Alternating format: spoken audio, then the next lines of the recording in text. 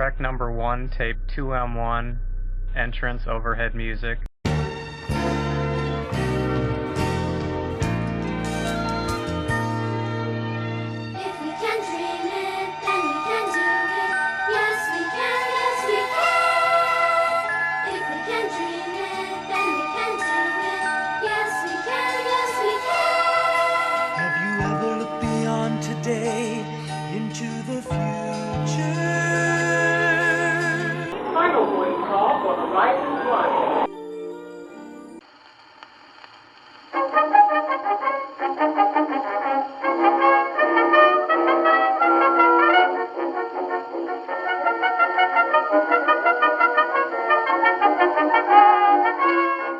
Brava Centauri, newest of the exciting Centauri series of space stations, offers remarkably rewarding opportunities in Earth support vocations. Come up to Brava. Space shuttles depart daily. When Epcot opened, only 2 Disney parks existed in the world, Disneyland and the Magic Kingdom, which was originally created as a way to fund Walt's experimental prototype Community of Tomorrow. Instead, though, Epcot would become a permanent World's Fair, a place sponsors could mix displays, rides, and restaurants of their advances towards the future with the creative Disney parks. The 21st century begins October 1, 1982.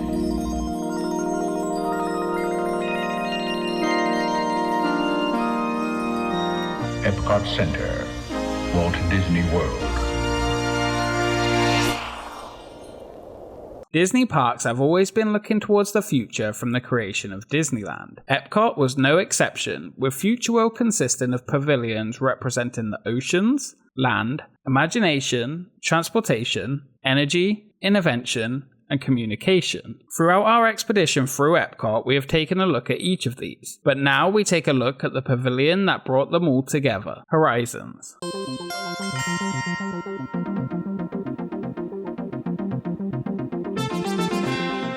Step into the future in Epcot Center's newest invention.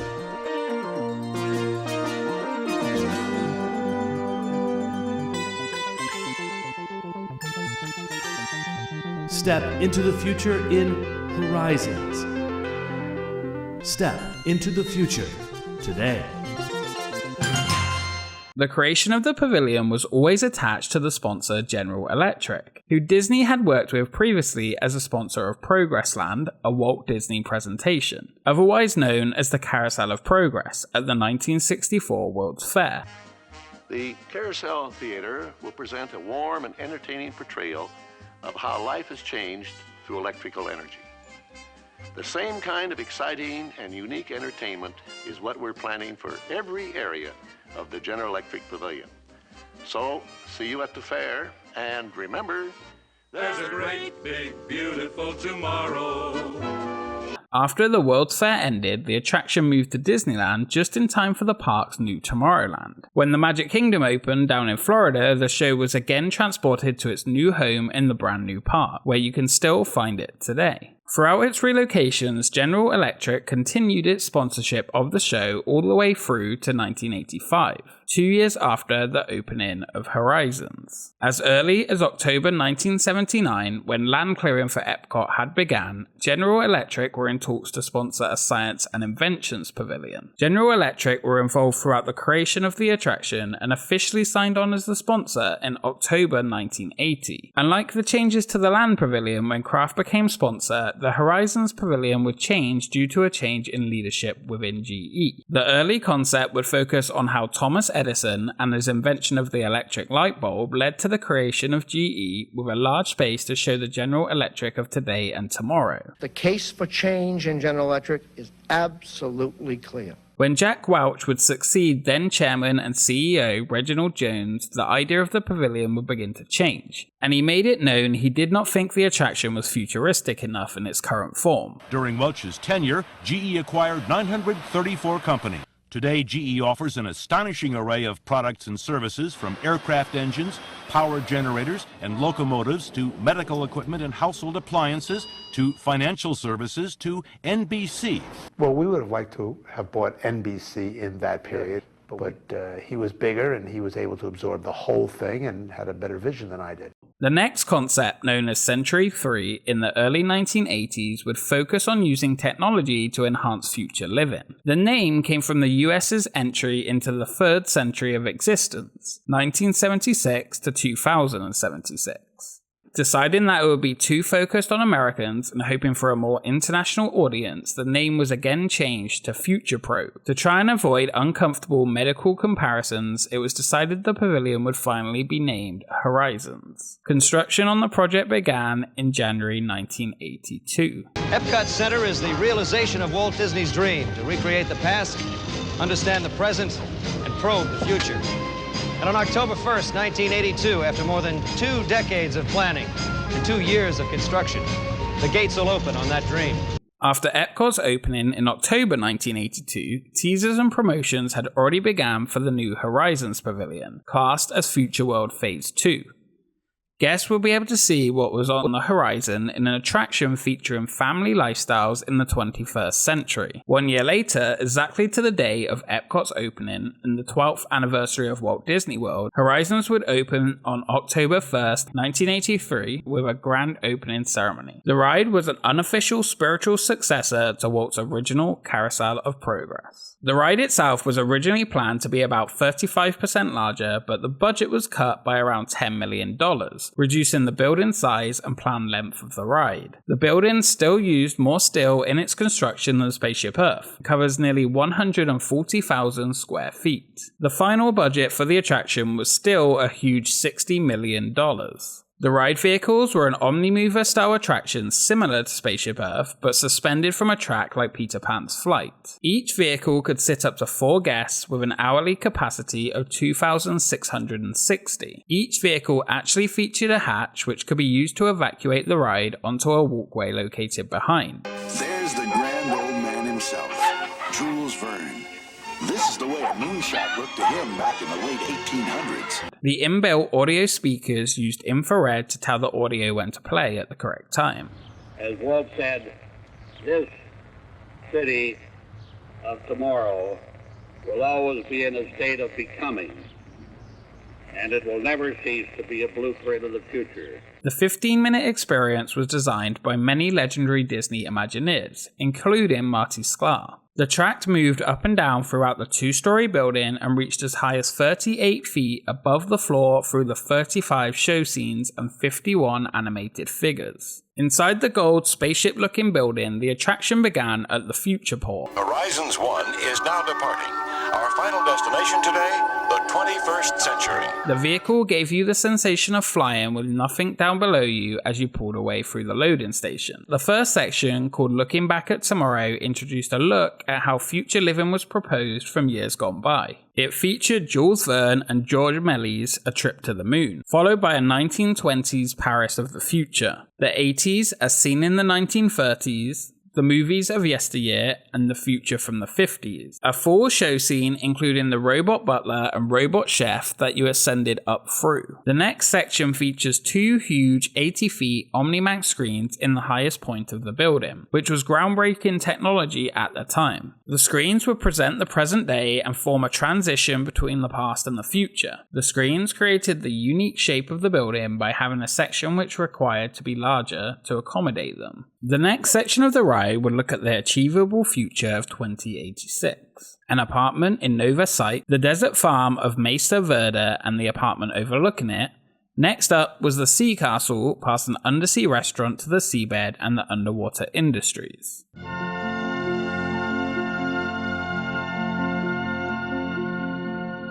Next up, you climbed through the outer space scene before entering the airlock into the space station habitat of Brava Centauri, featuring multiple scenes within. Then you passed the ride's main characters at a birthday party before it was time to choose your path back to Futureport. The choices were space colonization,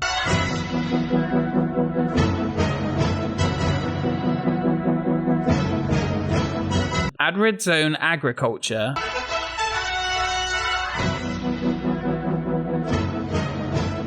or the Sea Castle showing ocean colonization.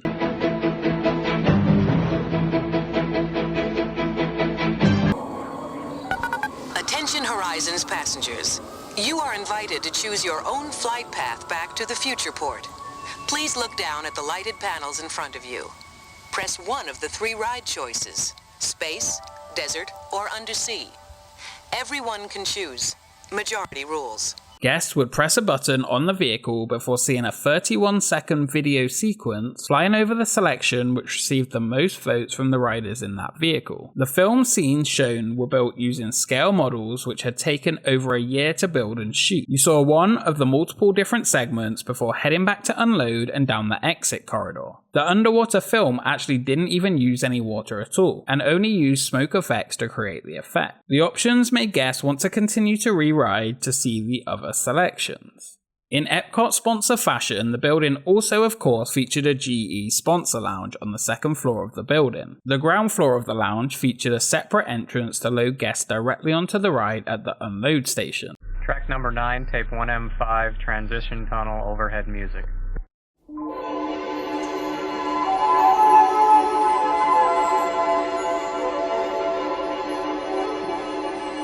The music for the pavilion was without a doubt some of the best ever produced for Epcot. Originally, the Sherman Brothers wrote the theme song Reach for New Horizons.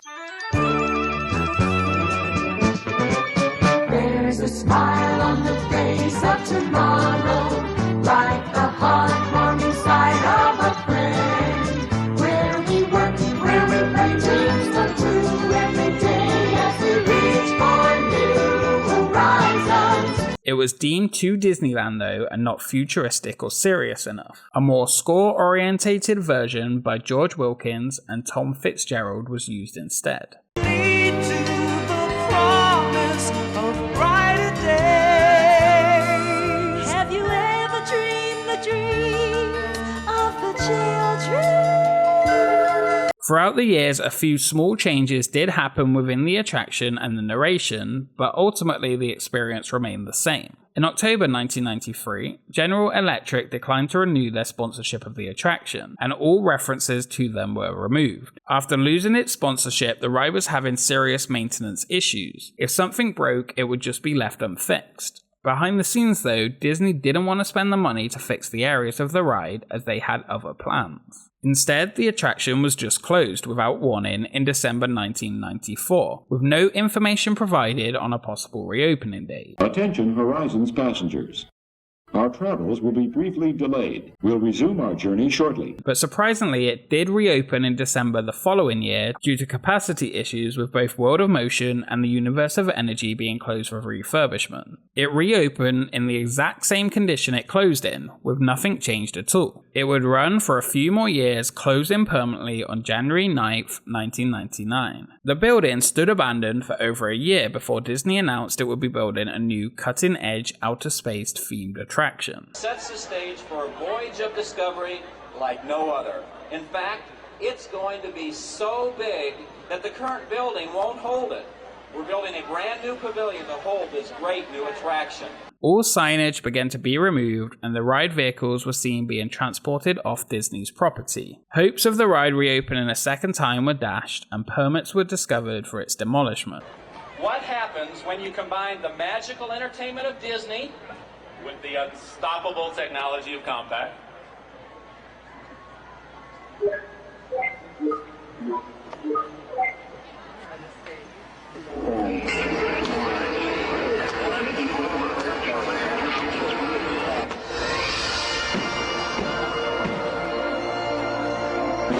Horizons began to be torn down in July 2000, and by August, nothing remained of the old Horizons pavilion. Marty Sklar did later confirm a sinkhole had affected the structure of the building, but generally it's accepted that a combination of reasons closed Horizons. The lack of sponsorship, high maintenance costs, and the structural integrity of the building, but no official reason was ever confirmed. Props from the ride were saved, including the now famous robot butler, which was put on display in Hollywood studios before it was removed to an unknown location. Other props were shown during the backlot tour at Disney Studios in Paris. A few tributes do still exist throughout the Disney parks though. The center of the gravity wheel at Mission Space has the Horizons logo. Space Mountain featured tributes to the ride during its post-show exit, and Spaceship Earth also added a version of Choose Your Own Future clearly inspired by Horizons. As Epcot changed, as much as Tomorrowland has had to change to keep up with this constant